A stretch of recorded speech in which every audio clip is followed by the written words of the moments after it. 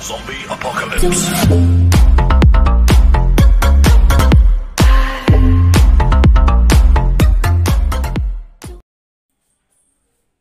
Good evening student, कैसे हैं आप सभी स्टूडेंट्स। हमें नॉट फॉर प्रॉफिट ऑर्गेनाइजेशन की 3 वीडियोस देख चुके हैं हम, और जिसके अंदर लास्ट हमने किया था कि जो हमारी इंपॉर्टेंट टर्म्स थी उन इंपॉर्टेंट टर्म्स को डिस्कस किया था हमने।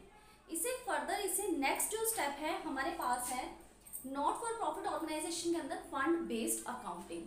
आपको पता है कि जो नॉट फॉर प्रॉफिट ऑर्गेनाइजेशन है वो नॉर्मल ऑर्गेनाइजेशन की तरह नहीं है, जिसके अंदर सेल परचेज होता है और जिसका पर्पस प्रॉफिट अर्न करना होता है, और हमारे पास सेल परचेज जो है ऑपरेटिंग एक्टिविटीज़ मानी जाती हैं। तो जो हमारा नॉट फॉर प्रॉफिट ऑर्गेनाइजेशन है उसके अंदर हम चैरिटेबल ट्रस्ट लेते हैं, क्लब्स लेते हैं, स्पोर्ट्स क्लब होता है, लाइब्रेरीज या फिर हॉस्पिटल्स होते हैं, उन्हें लेते हैं हम। तो इनके अंदर जो सब्सक्रिप्शन देते हैं या डोनेशन देते हैं जो भी पर्सन होते हैं, वही उनकी इनकम का सोर्स होता है। इस इनकम को हमने डिवाइड किया था रेवेन्यू इनकम्स में और कैपिटल इनकम्स में, और जो एक्सपेंसेस भी होते हैं उन्हें भी रेवेन्यू एक्सपेंसेस और कैपिटल एक्सपेंसेस हमने सब डिवाइड किया था। नेक्स्ट हमारे पास स्टूडेंट फंड बेस्ड अकाउंटिंग है। फंड बेस्ड अकाउंटिंग का मतलब है कि अगर आपको कोई भी आपको खर्चा करना है, सपोज टूर्नामेंट हो रही हैं, अगर आपको प्राइस डिस्ट्रीब्यूशन करना है तो उस प्राइस के अंदर अगर किसी तरह का खर्चा आएगा प्राइस डिस्ट्रीब्यूशन का, तो वो खर्चा हम किस अमाउंट में से करेंगे। ठीक है स्टूडेंट्स, तो यहाँ पर क्या है कि जो उस एक्सपेंसेस को करने के लिए हमने फंड क्रिएट किया हुआ है, हम उस एक्सपेंस को उसी फंड में से करेंगे। तो इसके लिए हम प्राइस फंड का नाम भी दे सकते हैं, या फिर कोई मैच हो रहा है तो उस मैच का जो भी खर्चा आएगा वो मैच फंड में से लिया जाएगा, या फिर जो बिल्डिंग बन रही है उस बिल्डिंग के लिए हमने जो भी फंड रख रखा है उस बिल्डिंग से रिलेटेड जो भी खर्चा आएगा वो उस बिल्डिंग फंड में से लिया जाएगा। स्टूडेंट्स, हमारा जो ये फंड है, ये फंड कई बार ऐसा होता है कि हमारा मोर देन द एक्सपेंसेस हो जाता है, कि हमारे पास सपोज 60,000 का फंड है और हमारे जो एक्सपेंस है वो 40,000 है और 20,000 हमारे पास फंड बच जाता है। तो बचे हुए फंड को हम बैलेंस शीट की लायबिलिटी साइड शो करेंगे। हमें पता है कि जितने भी प्रॉफिट्स हैं हमारे या फिर जितने भी हमारे फंड्स हैं वो हम बैलेंस शीट की साइड दिखाते हैं। तो यहाँ पर भी आपको सेम वर्क करना है कि जब आपके पास फंड का पैसा एक्सेस बच जाता है तो आपको बैलेंस शीट की लायबिलिटी साइड दिखाना है। लेकिन इससे फर्दर सिचुएशन ये हो सकती है कि आपके पास जो एक्सपेंसेस हैं उन एक्सपेंसेस का अमाउंट इतना ज़्यादा है कि फंड आपके पास एप्रोप्रिएट नहीं है। उस केस के अंदर जितना आपके पास फंड अवेलेबल है आप एक्सपेंसेस को मीट आउट कर लेंगे, लेकिन जितने एक्सपेंसेस आपके पास और एक्स्ट्रा बचेंगे उन एक्सपेंसेस को आप इनकम एंड एक्सपेंडिचर की एक्सपेंडिचर साइड शो करेंगे। सो स्टूडेंट, इससे फर्दर हम इसका न्यूमेरिकल देखते हैं, उससे आपको ज़्यादा क्लियर हो जाएगा। और एक वन मोर थिंग ये है कि अगर हमने फंड को कहीं पर इन्वेस्ट किया है, आपने रिजर्व एंड प्रोविजन के केस में पढ़ा होगा कि जो हम रिफंड कहते हैं, रिफंड का मतलब है कि जब आप फंड के पैसे को कहीं बाहर इन्वेस्ट कर देते हैं। तो अगर आपने ऐसे फंड के पैसे को कहीं इन्वेस्ट कर रखा है, आपने इन्वेस्टमेंट खरीदी हुई है, उससे रिलेटेड उस खर्चे से रिलेटेड या मैच से या कोई भी एक्सपेंस है उसको मीट आउट करने के लिए उस फंड के पैसे को अगर आपने कहीं इन्वेस्ट किया हुआ है, उस इन्वेस्टमेंट से जो इनकम होती है वो भी आप उस फंड के अमाउंट के अंदर ऐड करेंगे। एक फंड हो गया आपके पास जो आपको ओपनिंग दिया हुआ है, एक आपके पास हो गया है कोई डोनेशन अगर मिलती है उसी अमाउंट से, उसी पर्टिकुलर वर्क से रिलेटेड, सपोज मैच से रिलेटेड या फिर प्राइस से रिलेटेड, तो वो डोनेशन भी ऐड होगी उसके अंदर।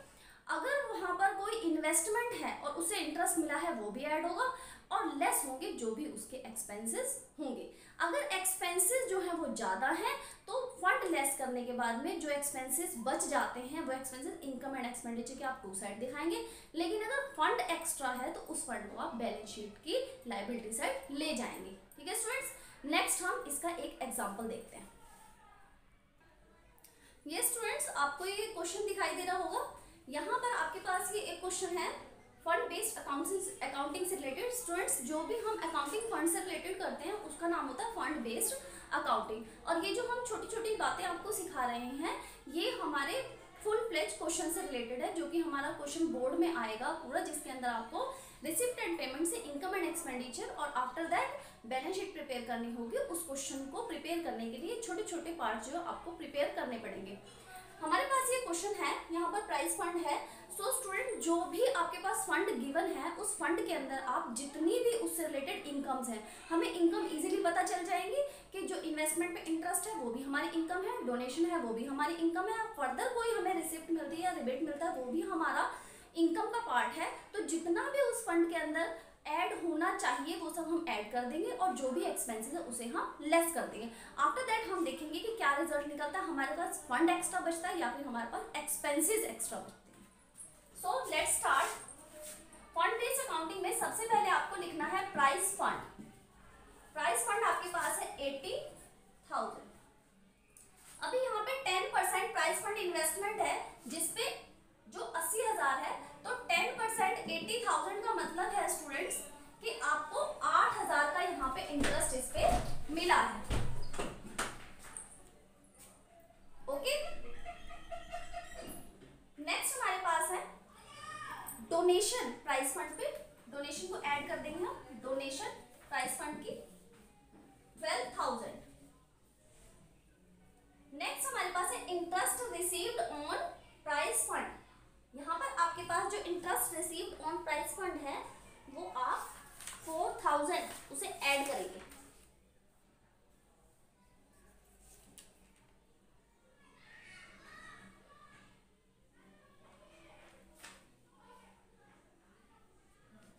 स्टूडेंट्स इसको ऐड करिए प्राइस फंड की इन्वेस्टमेंट को ऐड कर दीजिए। यहाँ पर देखिए आपको 8,000 10% मिलेगा। प्राइस यहाँ पे 10% प्राइस फंड इन्वेस्टमेंट है, इसका 10% 80,000 होता है। लेकिन यहाँ पे देखिए कि ये जो आपको इंटरेस्ट रिसीव्ड है 10% वो 4,000 शो कर रखा है, ठीक है। लेकिन हमें पता है कि मिलना 8,000 है, तो यहाँ पे हम टोटल 8,000 भी दिखा सकते हैं, 4 भी दिखा सकते हैं, जिसमें इंटरेस्ट रिसीव्ड आ जाएगा 4,000 और एक्रूड आ जाएगा 4,000, यानी कि जो हमें रिसीव अभी नहीं हुआ है लेकिन हमें होना है, ठीक है। तो इन सभी को आप ऐड कर लीजिए, ये आपका आ जाएगा 1 लाख। नेक्स्ट आपको क्या करना है, जो आपका फंड प्राइस अवॉर्डेड है, प्राइस अवॉर्डेड कितना है 14,000, उस 14,000 को आप लेस कर देंगे। लेस प्राइस जो आपको देने अवॉर्डेड 14,000, तो ये स्टूडेंट आ गया आपका 86,000, यानी कि जो आपके पास फंड है वो एक्स्ट्रा है और एक्सपेंसेस आपके कम है। इस केस में आपको क्या करना है, ये जो आपका फंड बचा है उस फंड को आपको बैलेंस शीट की, यहाँ बैलेंस शीट बना लेते हैं, बैलेंस शीट की ये लायबिलिटी साइड है, ये हमारी एसेट साइड है, तो यहाँ पर क्या करना है आपको, liability side price fund, fund के नाम से 86,000 शो करना है, ठीक है। और जो इन्वेस्टमेंट अभी हमने दिखाई है वो इन्वेस्टमेंट आई यहाँ पर 80,000, उसके अंदर क्या करना है, एक्रूड इंटरेस्ट 4,000 को ऐड करके आपको दिखाना है, ठीक है। आई होप ये क्वेश्चन जो फंड बेस्ड अकाउंटिंग का आपको क्लियर हो चुका होगा। बस आपको ये ध्यान रखना है कि जो आपको चाहे प्राइज है, चाहे मैच से रिलेटेड है, टूर्नामेंट से रिलेटेड है, जो फंड आपको गिवन है क्वेश्चन में उसके अंदर आपको डोनेशन उससे रिलेटेड ऐड करनी है, आपको उससे रिलेटेड इन्वेस्टमेंट पे इंटरेस्ट जो मिला है वो ऐड करना है, या फिर फर्दर कोई रिसिप्ट है वो ऐड करनी है, या आपने जो मैच के टिकट्स वगैरह दी थी उससे कोई आपको इनकम हुई है उसे ऐड करना है, सारी इनकम्स को ऐड कर देना है और उसके लास्ट में जो एक्सपेंसेस हमको लेस कर देना है। सपोज यहाँ पे एक्सपेंसेस जो है हमारे 1,04,000 होते हैं, 14,000 की जगह 1,04,000 एक्सपेंसेस होते हैं, तो आप क्या करते हैं, यहाँ पे 1 लाख का फंड पूरा का पूरा यूज हो जाता और 4,000 के जो एक्सपेंस एक्स्ट्रा है वो 4,000 आप यहाँ पर शो करते हैं। स्टूडेंट्स हमारे income and expenditure side, expenditure income and expenditure account के अंदर एक्सपेंडिचर साइड शो करते हैं टू प्राइस फंड एक्सपेंसेस या प्राइस अवॉर्डेड 4,000। आई होप ये कॉन्सेप्ट आपको समझ में आ गया होगा। स्टूडेंट्स नेक्स्ट जो हमारे पास पॉइंट है वो है यहाँ डिस्कस करने के लिए सब्सक्रिप्शन का पॉइंट है। हमने अभी डिस्कस किया था कि हमें फंड जो है उसका ट्रीटमेंट कैसे करना है, और अब हम कहेंगे कि जो सब्सक्रिप्शन है हमारे पास उसका ट्रीटमेंट हम कैसे करेंगे। स्टूडेंट्स हमें पता है कि लास्ट टाइम भी हमने डिस्कस किया था कि जो हमारा रिसिप्ट एंड पेमेंट अकाउंट है वो कैश अकाउंट की तरह है और उसके अंदर हम जो भी हमें रिसीव होता है वो सब हम उसकी रिसिप्ट साइड डाल देते हैं, चाहे वो अगले सालों के लिए, चाहे वो पिछले सालों के लिए, या फिर हमारे इस साल से रिलेटेड है।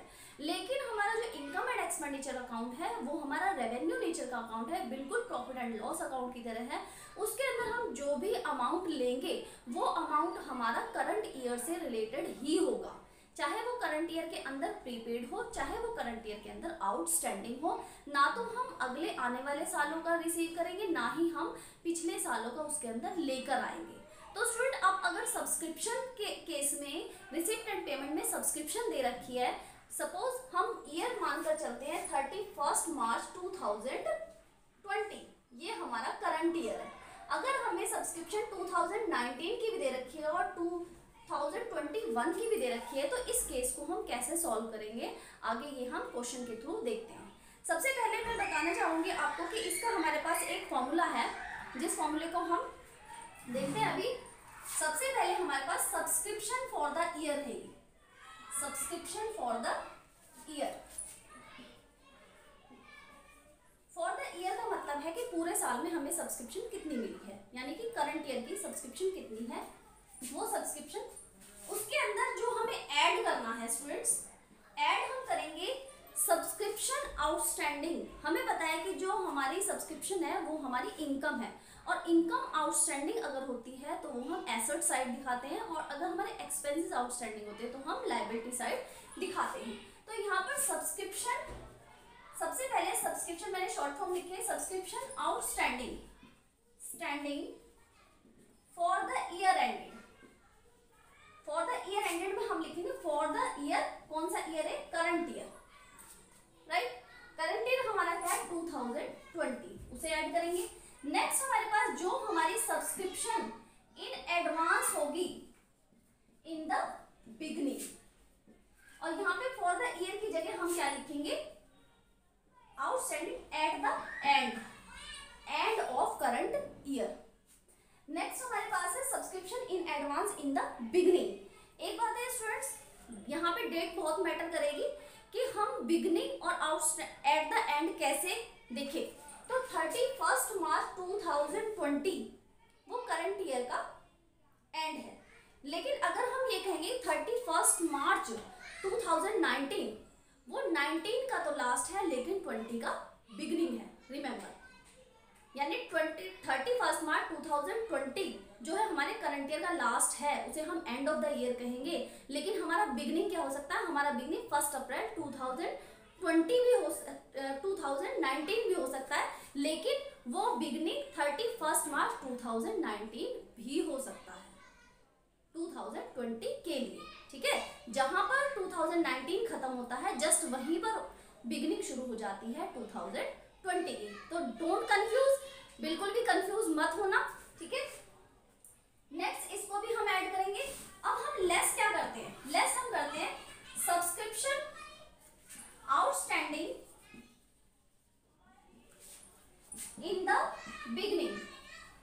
अब देखिए इन द बिगनिंग क्या हो सकता है, इन द बिगनिंग 1 अप्रैल भी दिया हुआ हो सकता है, 1 अप्रैल 2019 भी दिया हो सकता है, या फिर हमें क्या दिया हो सकता है 31 मार्च 2019, ये भी क्या है, बिगनिंग है किसका, 2020, ठीक है। उसके बाद में subscription in advance at the end of the year.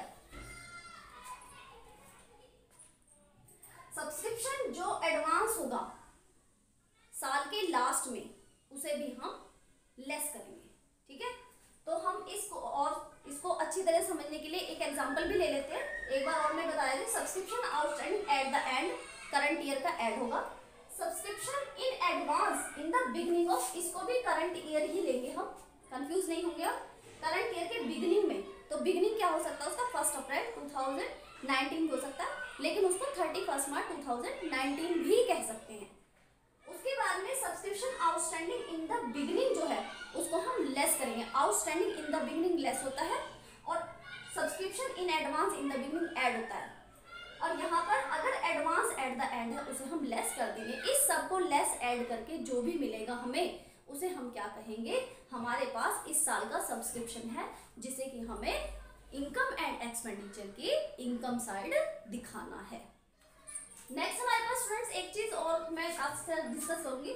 Suppose 50 हमारे पास मेंबर्स हैं, एक पर्सन हमें 100 रुपीज पे कर रहा है सब्सक्रिप्शन की, तो हमारे पास जो भी चीजें दी हुई हैं, ये आउटस्टैंडिंग है, ये एडवांस है, ये अब मिला है, ये कब मिला है, ये सब चीजें जो होती हैं ये बैलेंस शीट के पर्पज से रीजनेबल होती है, बैलेंस शीट के पर्पज से थोड़ी सी रेलेवेंट होती है। लेकिन अगर हमें सिर्फ सब्सक्रिप्शन ही कैलकुलेट करनी है तो यहाँ पर हमारी सीधी सीधी सब्सक्रिप्शन जो इनकम एंड एक्सपेंडिचर की इनकम साइड आएगी वो 5000 बनेगी, क्योंकि हमने बात क्या की है कि हमें करंट ईयर की ही सब्सक्रिप्शन लेनी है और हमें पता चल चुका है कि करंट ईयर के अंदर सब्सक्रिप्शन क्या आ रही है हमारी 50 मेंबर्स ने हमें 100 रुपीज देने हैं, 5000 आएगी, तो हम इनकम एंड एक्सपेंडिचर में इस सब्सक्रिप्शन को ले सकते हैं बिना कुछ सोचे समझे। लेकिन अगर आपको पिछले साल की आउटस्टैंडिंग, इस साल की एडवांस या कुछ भी ऐसा दे रखा है, उसका जो मैटर है वो हमारी बैलेंस शीट से रिलेटेड है कि हमें ओपनिंग में किस तरीके से एडवांस और आउटस्टैंडिंग दिखाना है, या हमें करंट ईयर की या लास्ट की जो हमारी बैलेंस शीट है एट द एंड उसमें हमें कैसे आउटस्टैंडिंग और एडवांस दिखाना है। वन थिंग मोर स्टूडेंट्स, अगर हमारे पास जो भी इनकम एंड एक्सपेंडिचर से सरप्लस या डेफिसिट आता है, सरप्लस और डेफिसिट समझते हैं कि सरप्लस क्या है, इनकम ओवर एक्सपेंडिचर, और डेफिसिट क्या है, एक्सपेंडिचर ओवर इनकम। अगर एक्सपेंडिचर ओवर हो जाते हैं इनकम से तो वहां पर डेफिसिट होता है। दोनों ही केस में कैपिटल फंड के पास ही जाएंगे। कैपिटल फंड क्या होगा, जो हमारी कैपिटल होगी। नॉट फॉर प्रॉफिट ऑर्गेनाइजेशन के अंदर कैपिटल नहीं कहते, उसे कैपिटल फंड का नाम दिया जाएगा, और कैपिटल फंड के अंदर डेफिसिट लेस होता है और हमारा जो सरप्लस है वो जुड़ता है। तो अगर आपको ओपनिंग कैपिटल फंड नहीं दे रखा तो वहां पर आपको इंफॉर्मेशन गिवन होगी जिसके थ्रू आपको कैपिटल फंड जो है कैलकुलेट करना है। और कैपिटल फंड आपका स्टूडेंट्स कैसे निकलेगा, एसेट्स ओवर लायबिलिटीज। अगर आपकी एसेट्स ज्यादा है लायबिलिटीज से तो आपका कैपिटल फंड कैलकुलेट होगा। ओके स्टूडेंट, नेक्स्ट हम इसका एक क्वेश्चन लेते हैं जिससे आपको और भी क्लियर हो जाएगा कि हम सब्सक्रिप्शन को कैसे कैलकुलेट करेंगे। यस स्टूडेंट्स, अब हमारे पास ये क्वेश्चन है। इस क्वेश्चन के अंदर देखिए सब्सक्रिप्शन 1 लाख है जो हमें रिसीव हुई है for the year ended given है आपके पास। नेक्स्ट आपके पास सब्सक्रिप्शन आउटस्टैंडिंग है जो कि 31 मार्च 2019 का है 20,000, और यहाँ पर 31 मार्च 2020 का है 40,000। नेक्स्ट हमारे पास सब्सक्रिप्शन इन एडवांस 30,000 है, एडवांस 31 मार्च 2019 में, और यहाँ पर हमारे पास 20,000 है। तो स्टूडेंट्स कैसे हम इसे कैलकुलेट करेंगे, कैलकुलेट करने के लिए हमें क्या करना पड़ेगा, पहले हम ओरल ही समझ लेते हैं कि ये जो आपका सब्सक्रिप्शन है, इस सब्सक्रिप्शन में हमने कहा था कि 31 मार्च 2019 इसे हम बिगनिंग ऑफ द ईयर भी कह सकते हैं और last of the previous year भी कह सकते हैं। तो हमें इसे कैलकुलेट करने के लिए सबसे पहले सब्सक्रिप्शन 1 लाख लेनी पड़ेगी, जिसके अंदर हम ऐड करेंगे स्टूडेंट्स जो आउटस्टैंडिंग है एट द एंड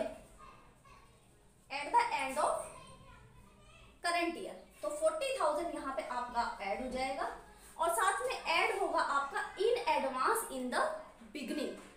ठीक है, in advance in the beginning आपका ऐड होगा, एडवांस इन बिगनिंग, इसे ऐड करिए 20,000। ओके स्टूडेंट्स, और लेस क्या करेंगे स्टूडेंट, हम लेस करेंगे हम outstanding in the beginning less होगा जो कि end of the previous year है, लेकिन आपका beginning of the current year है। Outstanding in the beginning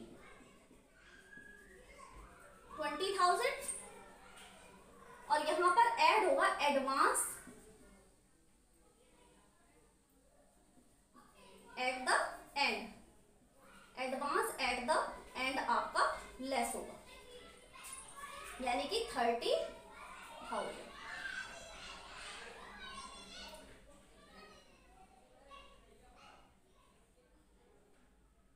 advance at the end ये आपका 20,000।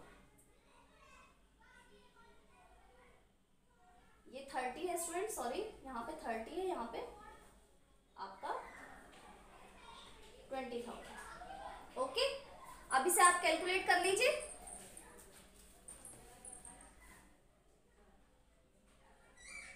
ये आपका स्टूडेंट आ गया है 1,30,000। यहाँ पर विजुअल होगा आपको 1,30,000। तो ये आपका स्टूडेंट सब्सक्रिप्शन का केस है। इससे रिलेटेड एक क्वेश्चन हम और कर लेते हैं। यस स्टूडेंट्स, ये एक फर्दर क्वेश्चन हमारे पास है, बहुत अच्छा क्वेश्चन है सब्सक्रिप्शन कैलकुलेट करने के लिए। यहाँ पे आपके पास 2019 की रिसीव भी दे रखा है कि सब्सक्रिप्शन 2019 की कितनी रिसीव हुई है, 2020, 2021, यानी कि हमारे पास प्रीवियस ईयर का भी आया हुआ है, करंट ईयर का भी आया हुआ है और हमारे पास जो हमारा नेक्स्ट ईयर है उसका भी आया हुआ है। लेकिन यहाँ पर क्वेश्चन मैंने शॉर्ट फॉर्म में लिख रखा है, 450 मेंबर्स है, ईच मेंबर 500 रुपीज देता है।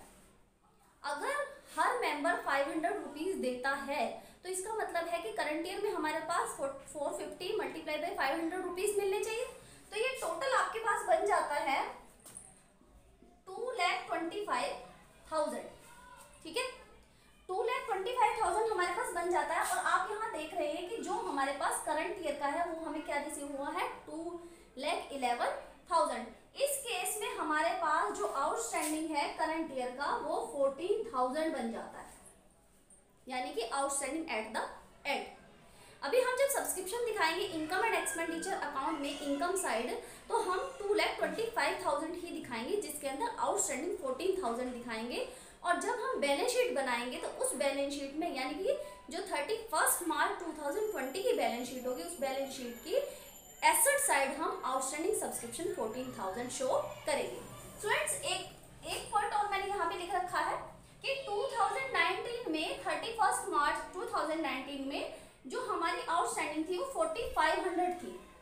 4,500 का मतलब है कि जो हमारा पिछले साल है उसका एंड, लेकिन हमारा जो करंट ईयर है उसके स्टार्टिंग में जो आउटस्टैंडिंग था, तो ये आउटस्टैंडिंग हमारे पास बनेगा इन द बिगिनिंग। आपको याद होगा मैंने कहा है कि outstanding in the beginning less होगा, लेकिन इस केस में हम लेस नहीं करेंगे क्योंकि इस केस के अंदर हमारे पास हमने टोटल सब्सक्रिप्शन ले ली है, जो सब्सक्रिप्शन हमें मिलनी चाहिए। तो यहाँ पर इसका और इसका matter at least income and expenditure से नहीं बनता है, लेकिन बैलेंस शीट से बनता है। बैलेंस शीट से क्या मतलब बनता है कि जब हमारे पास आउटस्टैंडिंग 4,500 था और यहाँ पर हमें 4,000 बता रखा है कि 2019 का 2020 में 4,000 रुपीज हमें मिल चुका है, तो इसका मतलब है कि यहाँ पर सिर्फ जो आउटस्टैंडिंग रह गया है वो 500 बाकी है। ओके स्टूडेंट्स, तो हमारी जो अगर हमारे पास कैपिटल फंड नहीं है और हम ओपनिंग बैलेंस शीट बना रहे हैं, तो ओपनिंग बैलेंस शीट के अंदर हम यहाँ पर 500 दिखाएंगे, जो कि हमारा 31 मार्च 2019 की बैलेंस शीट में आउटस्टैंडिंग सब्सक्रिप्शन रहेगा 4,500। लेकिन जो हमारी 31 मार्च 2020 की बैलेंस शीट रहेगी उसके अंदर सिर्फ 500 दिखाया जाएगा, वो है subscription in advance, sorry outstanding subscription in the beginning. तो स्टूडेंट, आई होप ये आपको समझ में आ गया होगा। तो हमारे स्टूडेंट जो हमारी बैलेंस शीट है 31 मार्च 2020 की बैलेंस शीट, उसके अंदर हम सब्सक्रिप्शन आउटस्टैंडिंग जो कि हमारा कंप्लीट नहीं हुआ 2020 के अंदर भी, उसे हम एसेट साइड शो करेंगे। आई होप ये कॉन्सेप्ट आपको समझ में आ गया होगा। आपको ये वीडियो अगर पसंद आए इसे लाइक करिए, शेयर करिए और कमेंट जरूर करिए, सब्सक्राइब करिए, जिससे कि नेक्स्ट वीडियो का नोटिफिकेशन आपके पास मिलता रहेगा। तो नेक्स्ट जो वीडियो होगी वो भी इसी चैप्टर के बेस पे होगी और बाकी न्यूमेरिकल्स होंगे। Thank you so much.